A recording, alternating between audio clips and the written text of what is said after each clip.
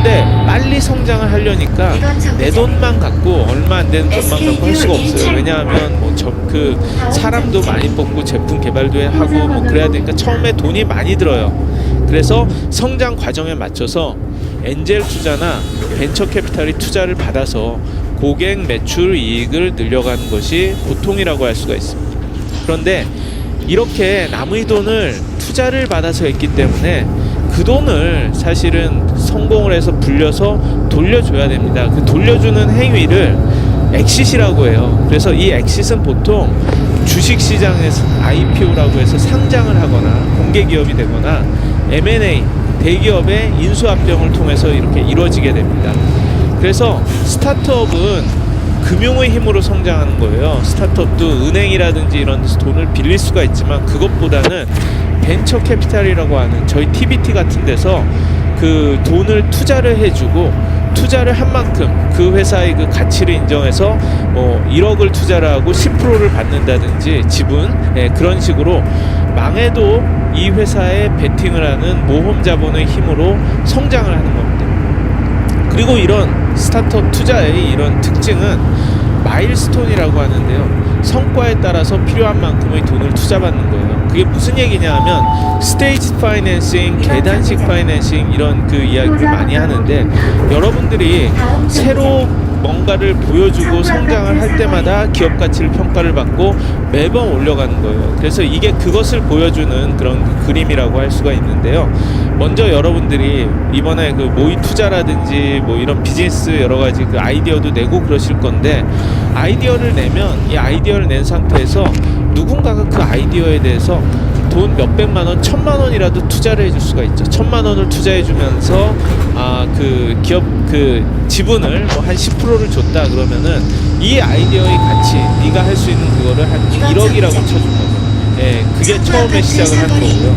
그렇게 해서 이걸 제품을 만들어 보고 해서 이게 초기 아이디어가 된다라고 이렇게 검증이 되고 그렇게 된 상태에 저희 같은 벤처 캐피탈에 와서 투자를 해달라고 할 수가 있어요. 그럼 저희 벤처 캐피탈이 보고 이 아이디어가 괜찮네, 이게 잘 할 수 있을 것 같다 라고 생각을 해서 뭐 1억을 투자를 해주거나 10억을 투자를 해줄 수가 있고 이게 될 것 같고 훨씬 더 이게 그 검증이 됐으니까 이 아이디어의 가치를 회사의 가치를 10억으로 치고 1억을 투자해 주거나 뭐 50억으로 치고 10억을 이렇게 투자해 주고 20%를 갖거나 그런 거죠. 그런 다음에 본격적으로 그 돈으로 제품을 만들어서 해서 돈을 벌고 사람들이 많이 쓰기 시작을 해요. 그게 시장의 반응을 얻는 건데요.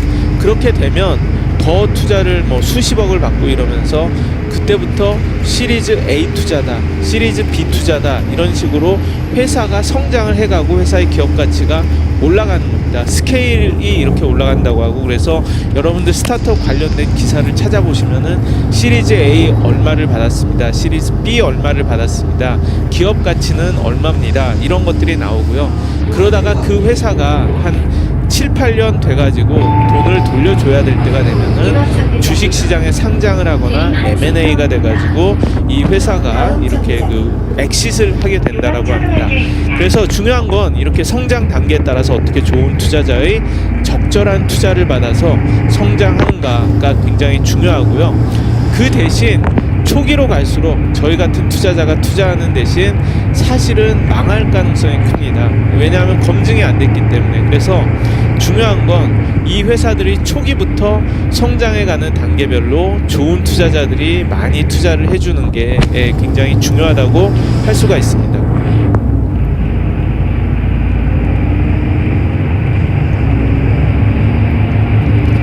그럼 이제부터는 스타트업의 사례를 좀 말씀을 드릴게요. 대표적인 스타트업의 성공 사례라고 할 수 있는 게 제가 항상 예를 드는 게 이 회사입니다. 지금부터 거의 21년 전인데 22년이 됐네요. 실리콘밸리 한 차고에서 두 스탠포드 대학원생이 설립한 회사입니다. 제가 앞에서도 언급했죠. 구글입니다. 처음에 제가 구글을 접했을 때는 사실 이해가 안 갔어요. 여기에 보면 사실 화면에 이거밖에 없는데 당시에는 정말 이거밖에 없었습니다. 그래서 도대체 그때 보면 야후는 이렇게 정보도 많고 광고도 있고 그런데 구글은 아무것도 없죠. 그래서 저는 이 회사는